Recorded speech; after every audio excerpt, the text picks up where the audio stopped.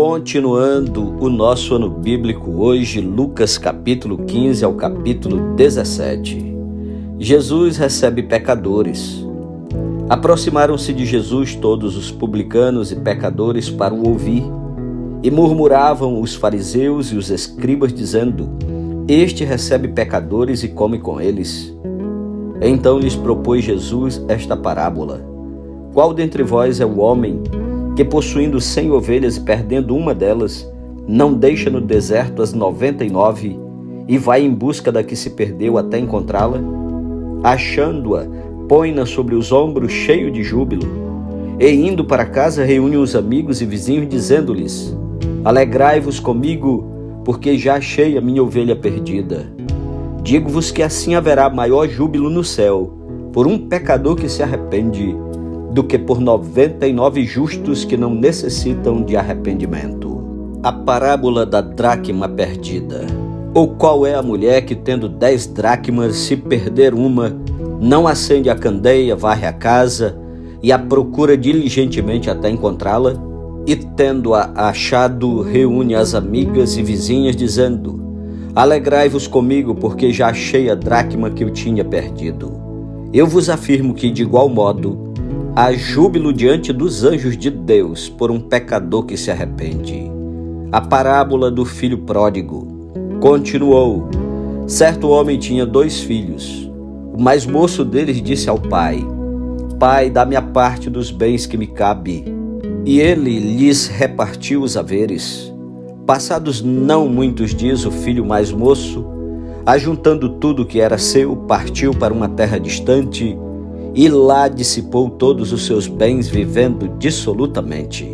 Depois de ter consumido tudo, sobreveio àquele país uma grande fome e ele começou a passar necessidade. Então ele foi e se agregou a um dos cidadãos daquela terra, e este o mandou para os seus campos a guardar porcos. Ali desejava ele fartar-se das alfarrobas que os porcos comiam, mas ninguém lhe dava nada. Então, caindo em si, disse: Quantos trabalhadores de meu pai têm pão com fartura, e eu aqui morro de fome. Levantar-me-ei, irei ter com meu pai e lhe direi: Pai, pequei contra o céu e diante de ti. Já não sou digno de ser chamado teu filho. Trata-me como um dos teus trabalhadores. E levantando-se foi para seu pai. Vinha ele ainda longe quando seu pai o avistou, e compadecido dele, correndo, o abraçou e beijou. E o filho lhe disse: Pai, pequei contra o céu e diante de ti. Já não sou digno de ser chamado teu filho. O pai, porém, disse aos seus servos: Trazei depressa a melhor roupa, vestiu, ponde-lhe um anel no dedo e sandália nos pés. Trazei também e matai o novilho cevado. Comamos e regozijemo-nos, porque este meu filho estava morto e reviveu, estava perdido e foi achado. E começaram a regozijar-se. Ora, o filho mais velho estivera no campo, e quando voltava, ao aproximar-se da casa, ouviu a música e as danças. Chamou um dos criados e perguntou-lhe que era aquilo. E ele informou: Veio teu irmão, e teu pai mandou matar o novilho cevado, porque o recuperou com saúde. Ele se indignou e não queria entrar. Saindo, porém, o pai procurava conciliá-lo, mas ele respondeu a seu pai: Há tantos anos que te sirvo sem jamais transgredir uma ordem tua, e nunca me deste um cabrito sequer para alegrar-me com meus amigos.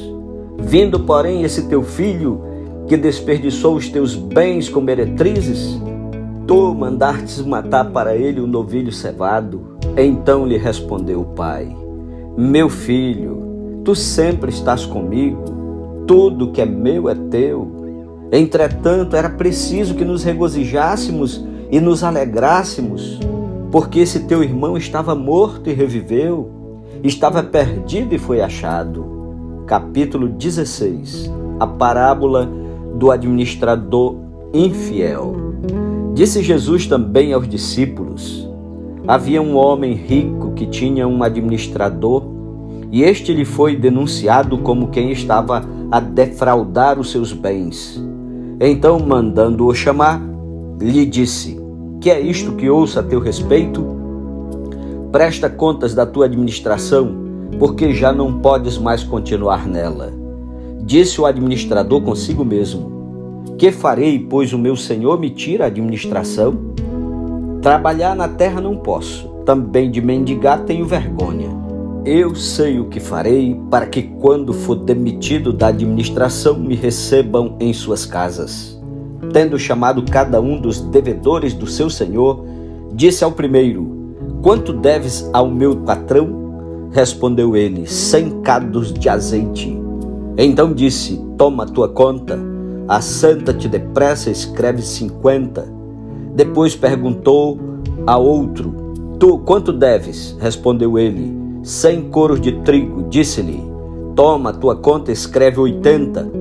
E elogiou o Senhor o administrador infiel, porque se houvera atiladamente. Porque os filhos do mundo são mais hábeis na sua própria geração do que os filhos da luz. E eu vos recomendo: das riquezas de origem iníqua, fazei amigos, para que, quando aquelas vos faltarem, esses amigos vos recebam nos tabernáculos eternos. Quem é fiel no pouco também é fiel no muito, e quem é injusto no pouco também é injusto no muito. Se, pois, não vos tornastes fiéis na aplicação das riquezas de origem justa, quem vos confiará a verdadeira riqueza? Se não vos tornastes fiéis na aplicação do alheio, quem vos dará o que é vosso? Ninguém pode servir a dois senhores, porque ou há de aborrecer-se de um e amar ao outro, ou se devotará a um e desprezará ao outro. Não podeis servir a Deus e às riquezas. Jesus reprova os fariseus. Os fariseus, que eram avarentos, ouviam tudo isto e o ridicularizavam. Mas Jesus lhes disse: vós sois os que vos justificais a vós mesmos diante dos homens, mas Deus conhece o vosso coração. Pois aquilo que é elevado entre homens é abominação diante de Deus. A lei e os profetas vigoraram até João. Desde esse tempo vem sendo anunciado o evangelho do reino de Deus, e todo homem se esforça por entrar nele. E é mais fácil passar o céu e a terra do que cair um tio sequer da lei. Acerca do divórcio: quem repudiar sua mulher e casar com outra, comete adultério. E aquele que casa com a mulher repudiada pelo marido também comete adultério. O rico e o mendigo. Ora, havia certo homem rico que se vestia de púrpura e de linho finíssimo e que todos os dias se regalava esplendidamente. Havia também certo mendigo chamado Lázaro, coberto de chagas, que jazia à porta daquele e desejava alimentar-se das migalhas que caíam da mesa do rico, e até os cães vinham lamber-lhes as úlceras. Aconteceu morrer o mendigo e ser levado pelos anjos para o seio de Abraão. Morreu também o rico e foi sepultado. No inferno, estando em tormentos, levantou os olhos e viu ao longe a Abraão e a Lázaro no seu seio. Então, clamando, disse: Pai Abraão, tem misericórdia de mim, e manda a Lázaro que molhe em água a ponta do dedo e me refresque a língua, porque estou atormentado nesta chama. Disse, porém, Abraão: Filho, lembra-te de que recebeste os teus bens em tua vida, e Lázaro igualmente os males. Agora, porém, aqui ele está consolado, tu em tormentos. E além de tudo, está posto um grande abismo entre nós e vós, de sorte que os que querem passar daqui para vós outros não podem, nem os de lá passar para nós. Então replicou: Pai, eu te imploro que o mandes à minha casa paterna, porque tenho 5 irmãos, para que lhes dê testemunho, a fim de não virem também para este lugar de tormento. Respondeu Abraão: Eles têm Moisés e os profetas, ouçam-nos. Mas ele insistiu: Não, pai Abraão, se alguém dentre os mortos for ter com eles, arrepender-se-ão. Abraão, porém, lhe respondeu: se não ouvem a Moisés e aos profetas, tampouco se deixarão persuadir, ainda que ressuscite alguém dentre os mortos. Capítulo 17. Disse Jesus a seus discípulos: é inevitável que venham escândalos, mas ai do homem pelo qual eles vêm. Melhor fora que se lhe pendurasse ao pescoço uma pedra de moinho e fosse atirado no mar, do que fazer tropeçar a um destes pequeninos.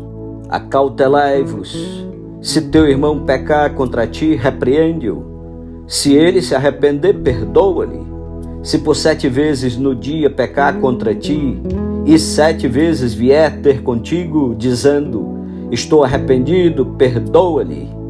Então disseram os apóstolos ao Senhor: aumenta-nos a fé. Respondeu-lhes o Senhor: se tiverdes fé como um grão de mostarda, direis a esta amoreira: arranca-te e transplanta-te no mar, e ela vos obedecerá. Qual de vós, tendo um servo ocupado na lavoura ou em guardar o gado, lhe dirá quando ele voltar do campo: vem e põe-te à mesa? E que antes não lhe diga: prepara-me a ceia, cinge-te e serve-me, enquanto eu como e bebo, depois comerás tu e beberás? Porventura terá de agradecer ao servo, porque este fez o que lhe havia ordenado? Assim também vós, depois de haverdes feito quanto vos foi ordenado, dizeis: somos servos inúteis, porque fizemos apenas o que devíamos fazer. A cura de 10 leprosos. De caminho para Jerusalém, passava Jesus pelo meio de Samaria e da Galileia. Ao entrar numa aldeia, saíram-lhe ao encontro 10 leprosos, que ficaram de longe e lhe gritaram dizendo: Jesus, mestre, compadece-te de nós. Ao vê-los, disse-lhes Jesus: ide mostrai-vos aos sacerdotes. Aconteceu que, indo eles, foram purificados. Um dos 10, vendo que fora curado, voltou dando glória a Deus em alta voz e prostrou-se com o rosto em terra aos pés de Jesus, agradecendo-lhe. E este era samaritano. Então Jesus lhe perguntou: não eram 10 os que foram curados? Onde estão os 9? Não houve porventura quem voltasse para dar glória a Deus, senão este estrangeiro? E disse-lhe: levanta-te e vai, a tua fé te salvou. A vinda do reino de Deus. Interrogado pelos fariseus sobre quando viria o reino de Deus, Jesus lhes respondeu: não vem o reino de Deus com visível aparência, nem dirão ei-lo aqui ou lá está, porque o reino de Deus está dentro de vós. A seguir, dirigiu-se aos discípulos: virá o tempo em que desejareis ver um dos dias do Filho do Homem, e não vereis. E vos dirão: ei-lo aqui, ou lá está. Não vades nem os sigais, porque assim como o relâmpago fuzilando brilha de uma a outra extremidade do céu, assim será no seu dia o Filho do Homem. Mas importa que primeiro ele padeça muitas coisas e seja rejeitado por esta geração. Assim como foi nos dias de Noé, será também nos dias do Filho do Homem. Comiam, bebiam, casavam e davam-se em casamento, até o dia em que Noé entrou na arca e veio o dilúvio e destruiu a todos. O mesmo aconteceu nos dias de Ló. Comiam, bebiam, compravam, vendiam, plantavam e edificavam. Mas no dia em que Ló saiu de Sodoma, choveu do céu fogo e enxofre e destruiu a todos. Assim será no dia em que o Filho do Homem se manifestar. Naquele dia, quem estiver no eirado e tiver os seus bens em casa, não desça para tirá-los. E de igual modo, quem estiver no campo, não volte para trás. Lembrai-vos da mulher de Ló. Quem quiser preservar a sua vida, perdê-la, e quem a perder de fato a salvará. Digo-vos que naquela noite 2 estarão numa cama, um será tomado e deixado o outro. 2 mulheres estarão juntas moendo, uma será tomada e deixada a outra. 2 estarão no campo, um será tomado e o outro deixado. Então lhe perguntaram: onde será isso, Senhor? Respondeu-lhes: onde estiver o corpo, aí se ajuntarão também os abutres. Amém. Louvado seja Deus pela sua santa palavra. Um ótimo dia para você e até amanhã, em nome de Jesus. Amém.